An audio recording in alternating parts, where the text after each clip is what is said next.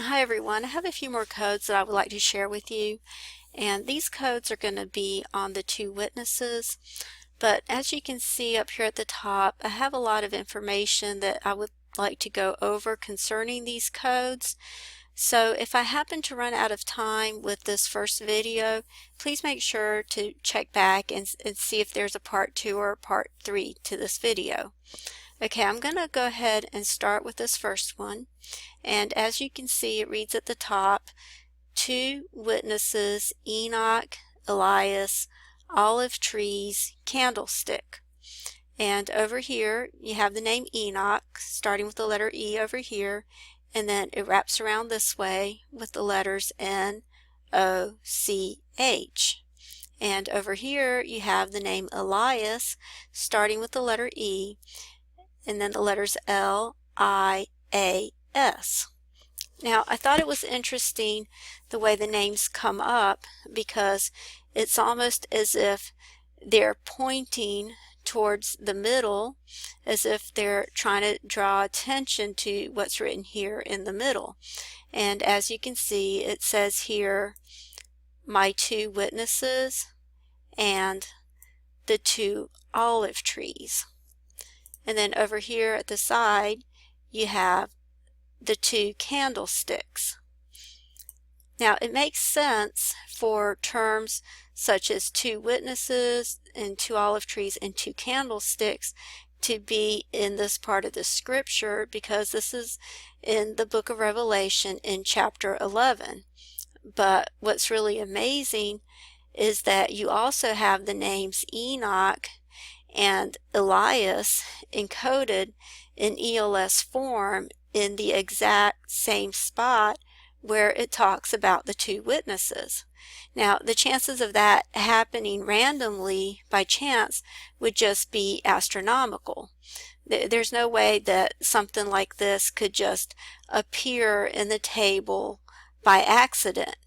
And there's just no way that anyone could have orchestrated this when the King James was written, because that was done long before computers were even invented. So this clearly proves the hand of God in this table. Another thing that I wanted to mention is that when I had first started trying to search for this table, I was actually searching for the name Elijah with the Old Testament spelling of the name, and that was not coming up for some reason. I was only getting the name Enoch to come up. So needless to say, I was really perplexed by that because I couldn't understand why Enoch would come up and not Elias, because I felt pretty certain based on other code tables that have been done with other code searchers that both of those names should come up, since they seem to come up consistently in all the Bible codes. So I couldn't really understand why Elijah was not coming up in this one, but Enoch was. So I kept thinking about it, and I'm not sure how long it took me before I finally thought of putting in the name Elias, which is how the name Elijah is spelled in the New Testament. And when I tried that, sure enough, it came up. And that actually makes sense because this is coming up in the New Testament. So it would make sense for God to be consistent and to put the name in the way it's spelled in the New Testament. Okay, at this point, I just want to mention that although the names Enoch and Elijah are coming up encoded in the scriptures, I just wanted to say that I do believe that there's more to the two witnesses than just Enoch and Elijah. According to the rabbis, when you search for Bible codes, this is actually considered the sod level of understanding the scriptures. But the levels of understanding the scriptures range from the first level, which would be just a plain text reading of the scriptures and whatever can be easily understood just on the surface from a plain text reading, and then it goes all the way up to the sod level, which is what is hidden in the text, which would include things such as Bible codes. But according to the rabbis, the plain text reading always takes precedence over the sod level, which would be the hidden level.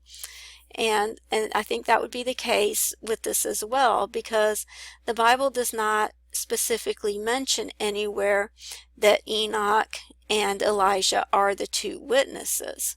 And although that may be true, because the sod level is a valid interpretation of Scripture, but the plain text reading always takes precedence.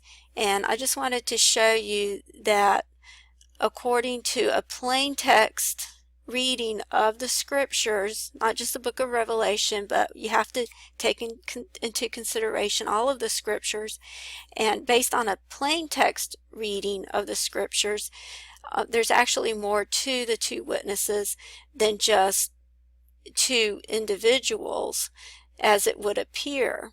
So I wanted to explain that a little more and go over that with you some more, but first I just wanted to continue going over this table. Okay, when I was working on this table, I was a little bit bothered by the fact that the name Enoch was broken up like this. I usually try to get the words to come up all in a row whenever possible. So sometimes I just kind of play around with the words up at the top to try to get things to shift over so that you can clearly see the full name all in one row whenever possible. And I was having a little trouble doing that with this table, and I just wanted to show you a couple of things that I tried and how it came up. One of the first things that I tried is I tried to put in the word altar to see if that would shift things over, and when I did that, it actually caused it to shift over even more this way. So this time, instead of just having the name Enoch broken up, it also broke up the name Elias. So that didn't work. So then I had noticed somewhere in the Scripture the word tongue and the word fire. So I tried to put those terms in to see if that would change things. And when I did that, that actually worked. It actually got the names to come up all in a row so that you could see both names clearly. But when it did that, as you can see, it changed the arrangement of things. So now, instead of coming out at an angle this way, the two angles meet, and it actually forms what looks like a triangle or a pyramid or perhaps a mountain. Now, I think that's significant when you understand what the candlesticks represent in Scripture, and also you notice when you do it this way, you can also see the words two candlesticks standing before the Lord coming up right at the center or towards the foundation of this temple, as if it's almost identifying what this triangle here represents. So I'm just going to read to you a scripture about the candlesticks so you can understand what the candlesticks represent.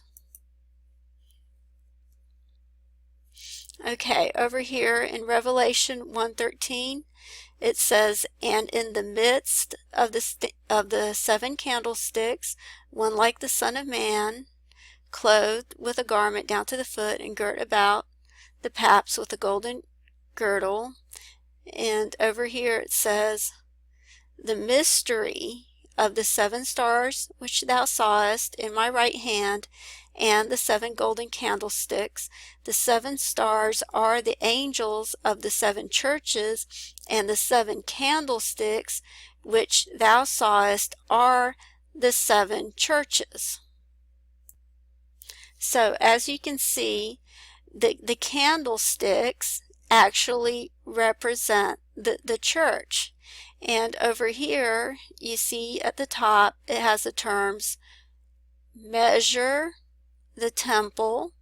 Of course, Revelation 11 speaks about measuring the temple, as well as speaking about the two witnesses. And you also see other terms in here, such as shall prophesy and clothed in sackcloth. All of these are coming within this triangle right here.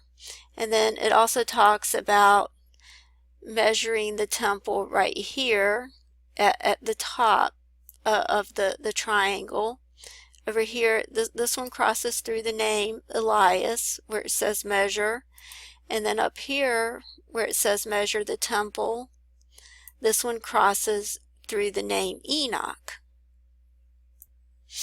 Okay, now in order to understand the significance of what is being depicted here in this table, I want to read to you a scripture. And that scripture is going to be in Zechariah 4, and I'm going to start reading from here at the top. And it says, "And the angel that talked with me came and again and waked me as a man that is wakened out of his sleep, and said unto me, What seest thou? And I said, I have looked, and behold a candlestick all of gold, with a bowl upon the top of it, and his 7 lamps thereon, and 7 pipes to the 7 lamps which are upon the top thereof, and 2 olive trees by it, one on the right side of the bowl, and the other upon the left side thereof.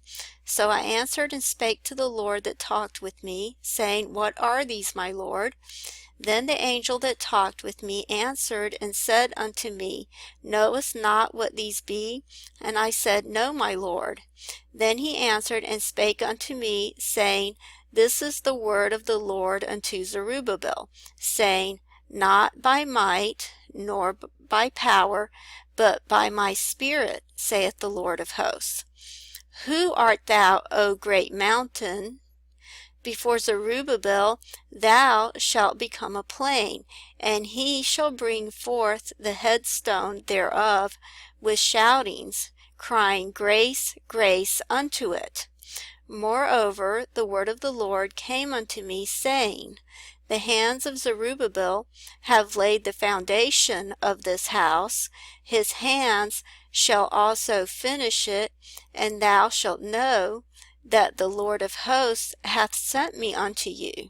For who hath despised the day of small things? For they shall rejoice, and shall see the plummet in the hand of Zerubbabel with those 7. They are the eyes of the Lord, which run to and fro through the whole earth. Then I answered and said unto him, What are these 2 olive trees upon the right side of the candlestick, and upon the left side thereof? And I answered again and said unto him, What be these 2 olive branches, which through the 2 golden pipes empty the golden oil out of themselves? And he answered me and said, Knowest not what these be? And I said, No, my Lord. Then he said, These are the 2 anointed ones that stand by the Lord of the whole earth.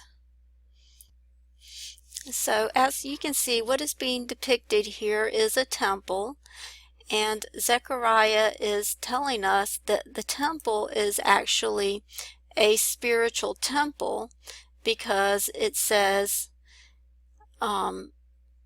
right here, it says, Not by might nor by power, but by my Spirit, saith the Lord of hosts.